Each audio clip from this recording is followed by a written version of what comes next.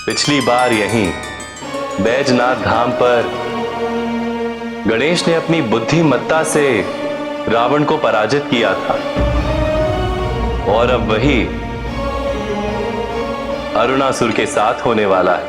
किंतु बैजनाथ के पश्चात रावण में जो परिवर्तन आया था,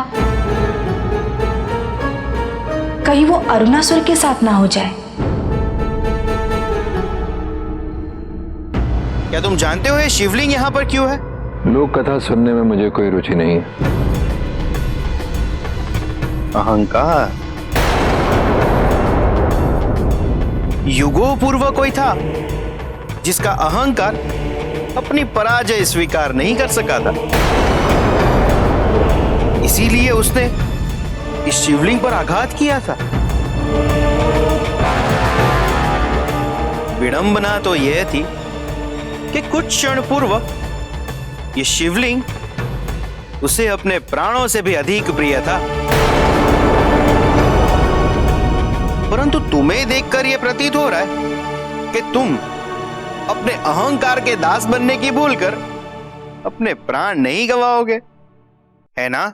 अपनी जीवा पर नियंत्रण रखो मूर्ख।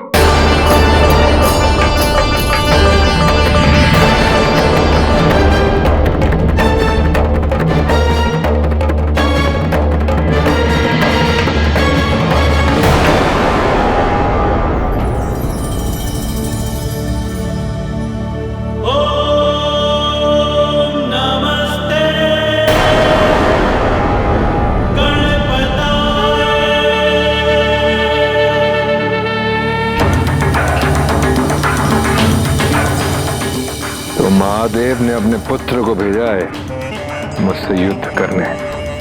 नहीं, मैं स्वयं यहाँ आया हूं तुम्हें समझाने कि जिस व्यक्ति की मैं बात कर रहा था वो रावण था। महादेव का भक्त जो महादेव को अपने पास रखना चाहता था। हाँ, जिस प्रकार तुम अपनी माता को सदैव अपने पास रखना चाहते थे। रावण के अहंकार का अंत उसके वध से हुआ। कदाचित तुम्हें ज्ञात नहीं, मुझे ब्रह्मदेव से वरदान प्राप्त हुआ है, मेरी हत्या कोई नहीं कर सकता।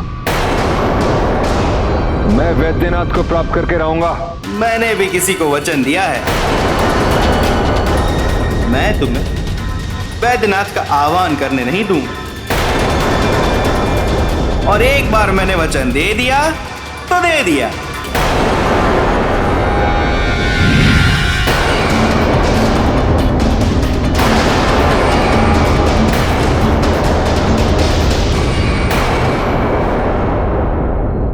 अरुणासुर और गणेश के इस युद्ध को रोकना होगा।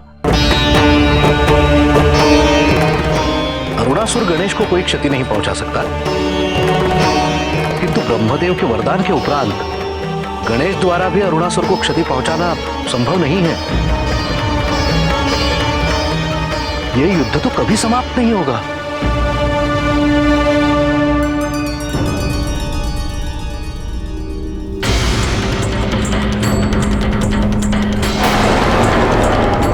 रुक जाओ गणेश,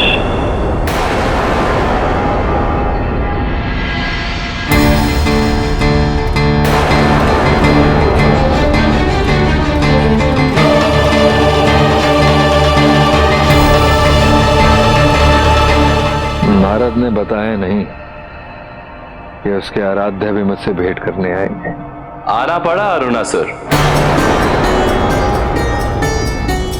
क्योंकि तुम समझ ही नहीं पाए कि नारद तुम्हें बैजनाथ के विषय में बताकर किस और संकेत कर रहे थे।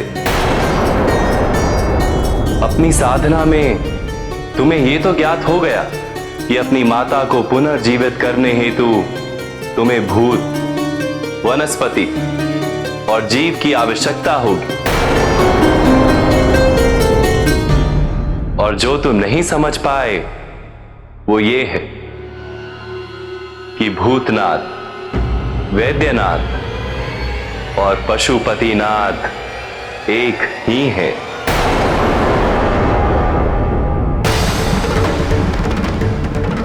और वही है देवों के देव महादेव।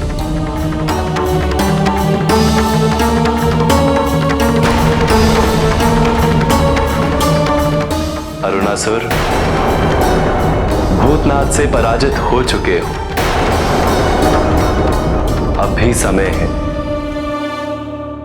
संभल जाओ।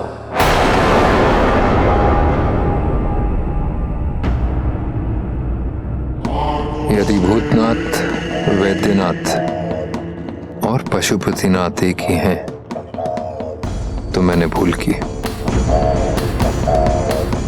इन तीनों के पीछे भागने से अच्छा होता कि मैं इनके मूल स्वरूप के पीछे भागता।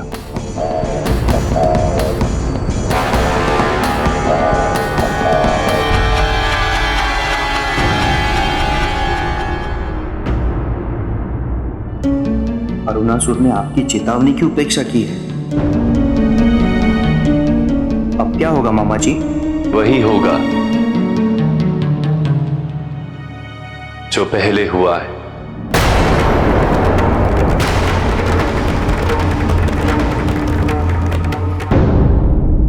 स्वामी, जब आप विषाद की अवस्था में थे,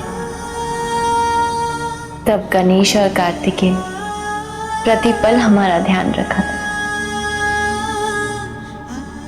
गणेश में तो फिर भी धैर्य है, किंतु कार्तिकेय तो स्वयं नारायण से भी रुष्ट हो गया था। हाँ पार्वती, एक संतान अपनी माता के लिए कुछ भी कर सकती है, किंतु जिस संतान में संस्कार होते हैं उन्हें यह ज्ञात हो जाता है कि उन्होंने मर्यादा का उल्लंघन कब और कैसे किया है, और वो संतान क्षमा मांगने में कभी संकोच नहीं करती।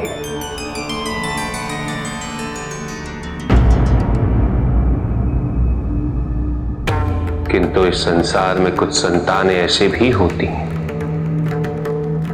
जिन्हें अपनी भूल का बोध ही नहीं होता। वो बारंबार वही भूल करते आते हैं।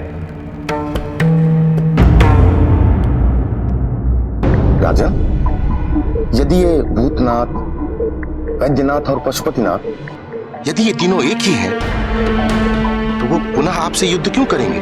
जब पशुओं को क्षति पहुंचेगी तो पशुओं के नाथ को आना ही होगा। किंतु आप सभी पशुओं को क्षति कैसे पहुंचाएंगे राजन?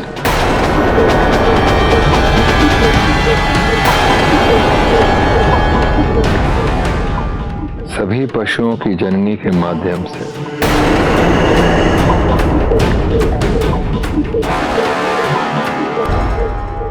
किंतु आपने उसे ऐसे कैसे जाने दिया?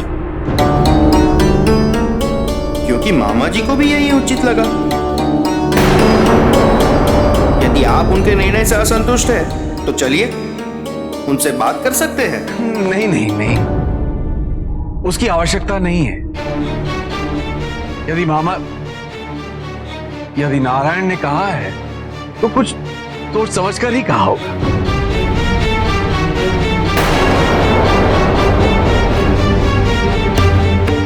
किंतु मुझे विश्वास है कि इस निर्णय का परिणाम सबको भुगतना पड़ेगा। महादेव, महादेव रक्षा कीजिए। महादेव, प्रभु मेरी रक्षा कीजिए। महादेव, महादेव मेरी रक्षा कीजिए। महादेव। नारायण नारायण, जिसका भय था वही हो रहा है।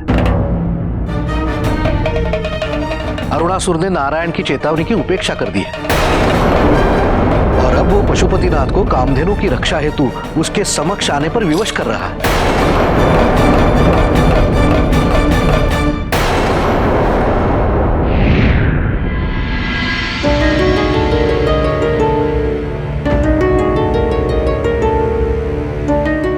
कामधेनु?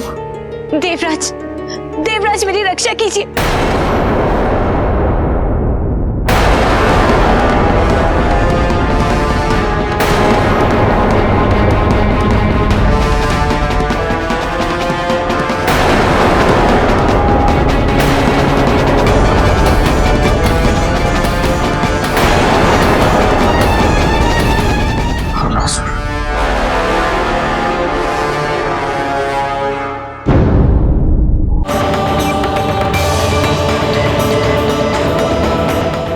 अरुणासुर,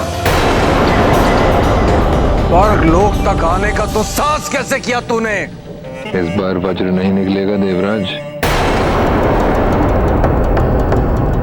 महादेव को ज्ञात था कि ऐसी परिस्थिति उत्पन्न होगी, इसीलिए उन्होंने कामधेनु को कैलाश में आश्रय लेने का सुझाव दिया था। अरुणासुर के तप ने उसे स्वर्ग तक पहुंचने का सामर्थ्य दे दिया है। देवर्षि,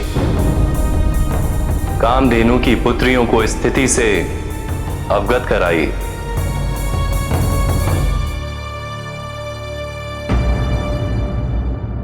यदि तुम मुझे पराजित कर दो तो मैं कामधेनु को मुक्त कर दूंगा।